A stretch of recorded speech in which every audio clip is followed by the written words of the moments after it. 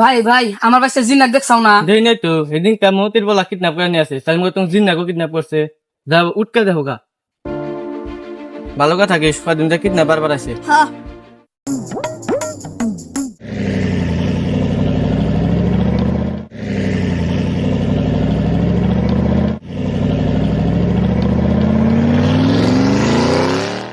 Phone লাগা।